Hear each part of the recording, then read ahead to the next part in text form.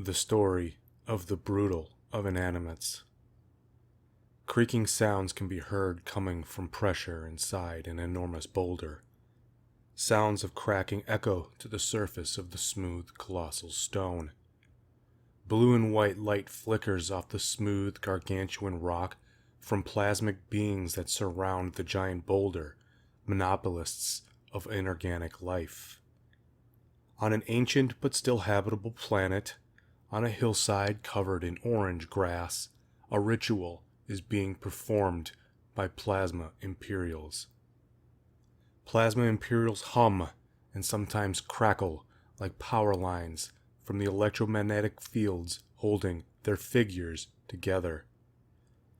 Looking like flaming liquid, blues and whites mixing, hovering off the ground, maneuvering and repelling using their strong magnetic fields. Makers of the sentient, rulers of a society of creatures brought to life. An inorganic society that they alone are the creators of. Plasmic beings are ageless. They have no history of coming into being. Unable to reproduce themselves, they must stay content in the matriarchal ability to awaken new life. Not fragile and not hardy, and capable of dying, the plasmic creatures rule the life they evoke tightly. They are not unfew in numbers, but time is infinite, and they, as with all, like to see much more of it. If they die, they will bring with them into oblivion the spark of inorganic self-awareness. They are the originators and protectors of a unique circumstance. When willing, they can call forth new life from this inanimate world to live and serve. The hierarchy of inanimates, their division of labor and class structure, is about to get a new member. When surrounding an object with their bodies, overlapping their fields in the center for long periods, generate strange subatomic particles. Plasmic beings' mysterious origin come into play when their extremely strong electromagnetic fields cause an atomic ichor to form, a quantum spark of life, generating and holding tremendous electromagnetic fields and concentrating it for long enough gives it time to begin to manifest in the macro world from the micro.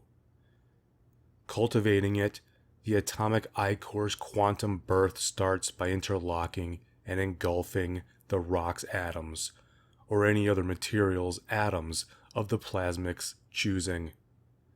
Branching out from the quantum, past the molecular level, ribboning through the rock, growing into the macro world, veins of dark, dense, cryptic ooze fill the destitute matter, fertilizing a sterile, impotent wasteland with the help of the plasmic beings.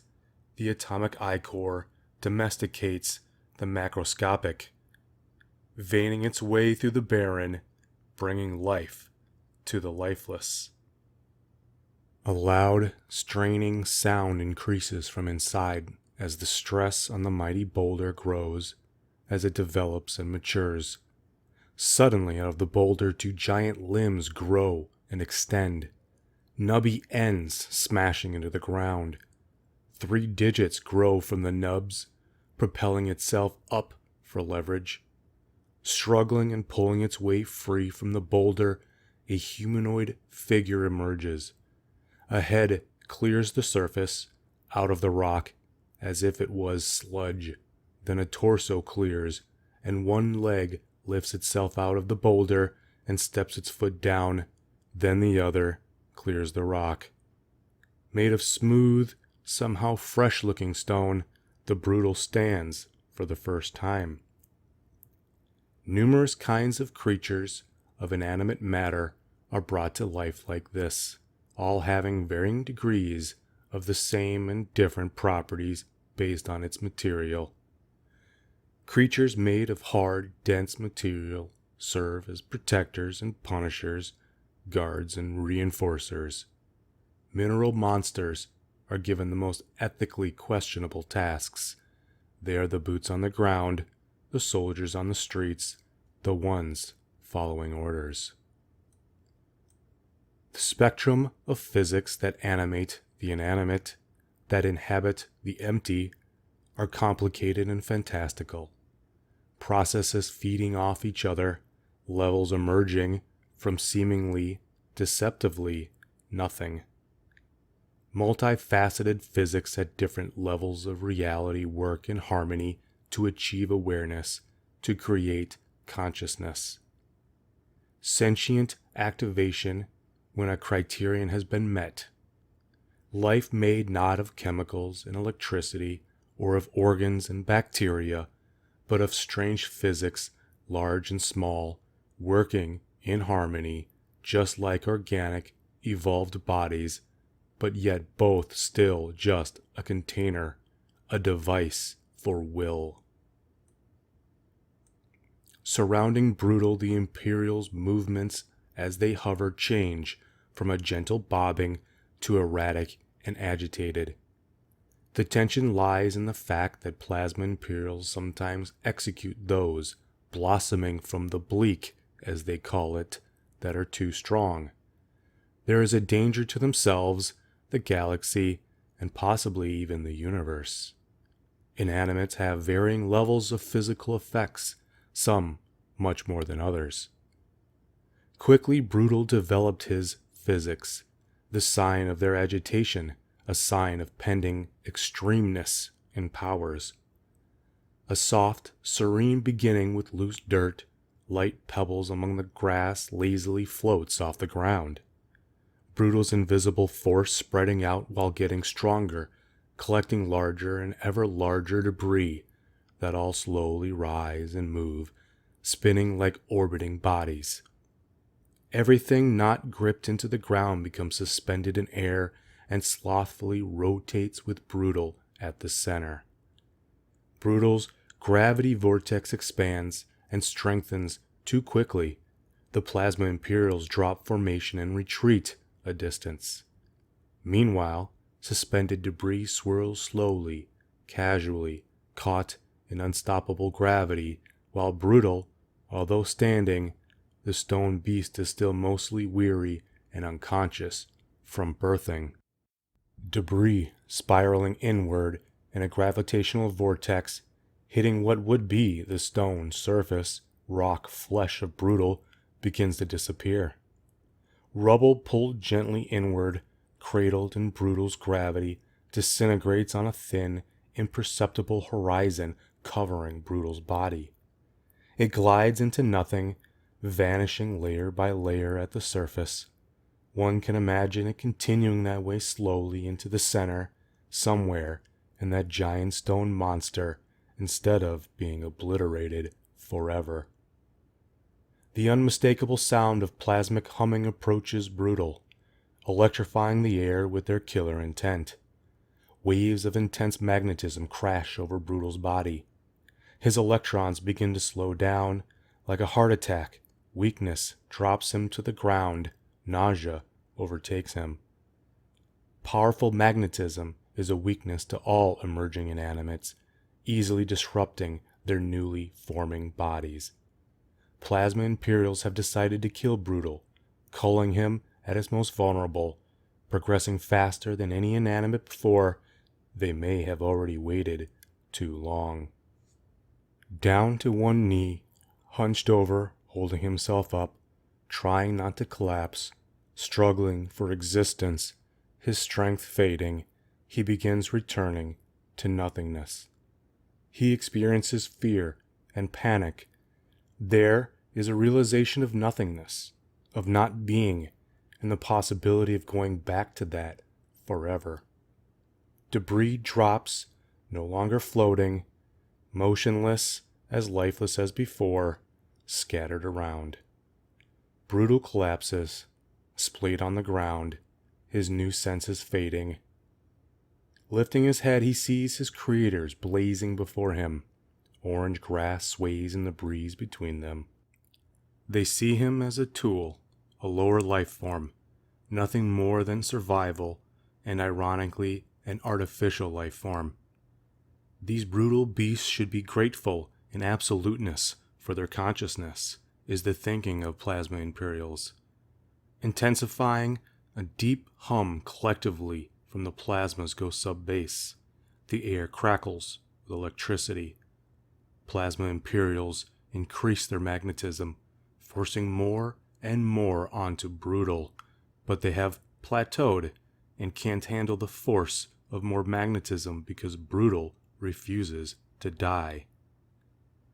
The Imperials are struggling dangerously to continue their flexing of magnetic forces, but making his way from the rear, the squadron leader approaches.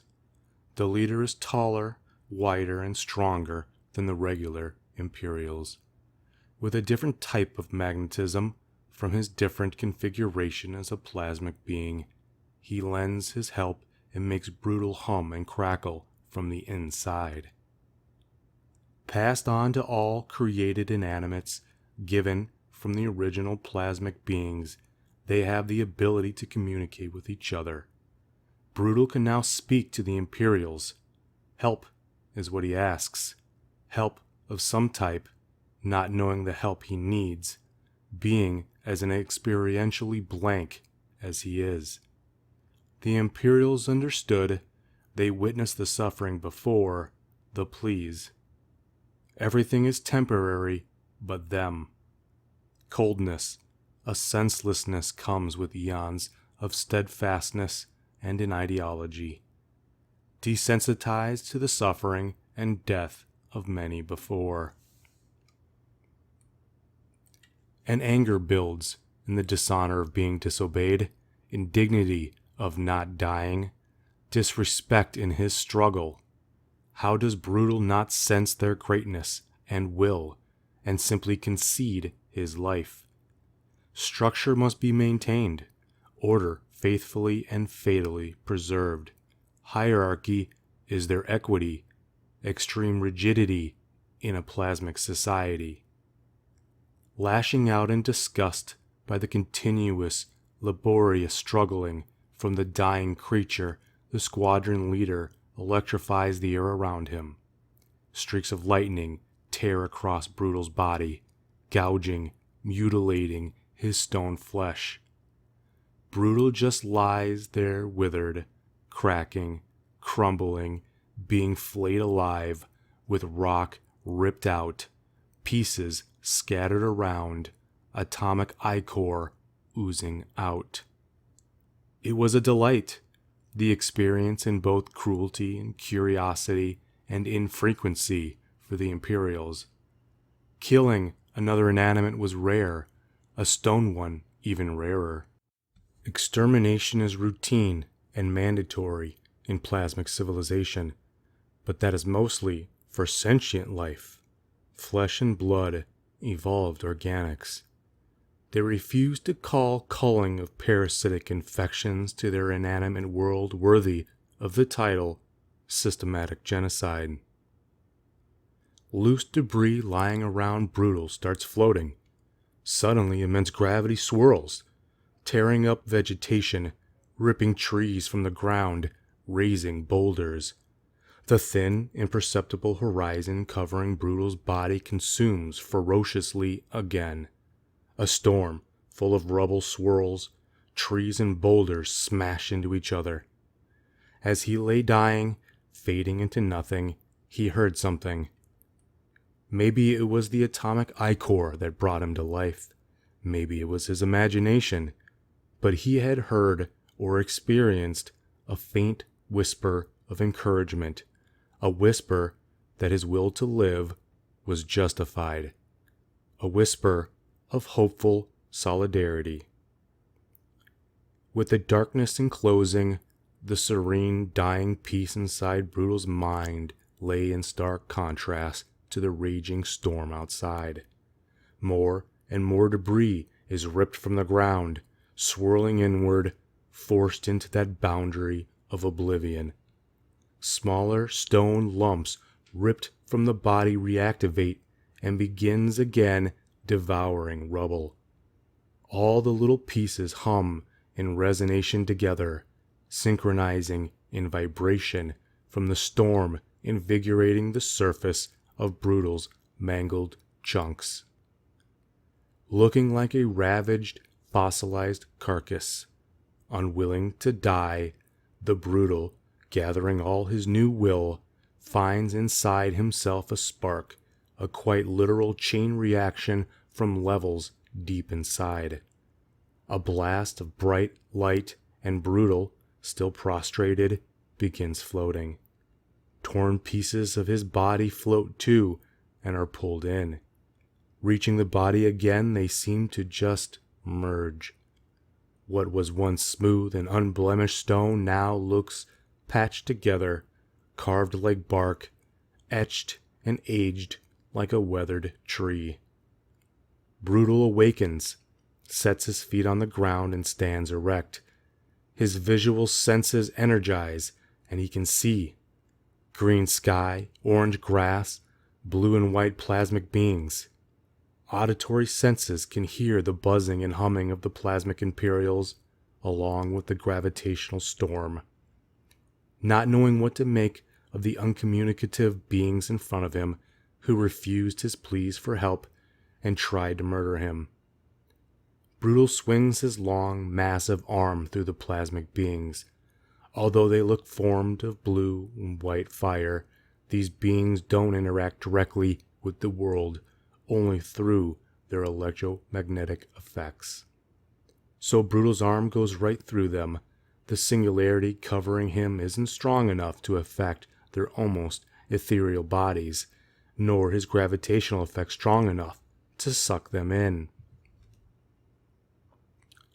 Attempting to demagnetize Brutal, his atoms twist and distort in the squadron leader's last effort to kill him. Brutal's body begins to glow red hot, radiating heat and light from all the energy being released from the forced, unnatural deformation of his atoms. Soon, all the contorting and straining energy will snap, and in a burst of demagnetization render him dead. Brutal has no idea how to resist this torturous burning, this unstoppable inner pain. He is literally blazing a light like lava. He is becoming soft, melting in agony, and again helpless. Though in spite of all this, Brutal's swirling gravitational vortex keeps growing. Despite the plasmic attempts, a giant storm, a hurricane of rubble, smashes all around them. The plasma Imperials are engulfed. An eerie hollow wind echoes out from the singularity covering Brutal's body. As the debris hits the surface, it spews like a quasar, a massive amount of white light and energy and extra material. The ground around Brutal is being torn away. With Brutal in the center, at the eye of the storm, it lacerates the planet, exposing millions of years of layers. The planet is slowly being strip-mined and vanishing. This walking sphere of gravity, this living black hole, turns half the planet into an open pit. One side of the planet swirls around Brutal, just a tiny dot in the center. Consuming, devouring an entire planet, it swirls down into Brutal, who devours every last little thing, plasma Imperials and all. It was too much for even them. Never has an entire squadron of plasma Imperials been taken out at once, let alone by a single individual, in the eons they can remember. He will bring fear to many. Brutal's stone body, rock flesh hardens, stiffens and cools as he drifts unconscious in cold, empty space, awakening in a room with shimmering, vibrating walls. A dark, diamond-shaped hole in the center of one wall. There is something moving towards him. Through the hole, a giant, winged, plasmic being flies through and orders Brutal to call him the Plasma Sovereign. The end. Where it goes, The Epilogue. Eventually, Brutal destroys Plasmic Society, killing the Plasma Sovereign and taking his place, earning the title the Brutal of Inanimates. He learns to continue to bring more Inanimates into this world his own way, and no longer wars or genocides organic creatures.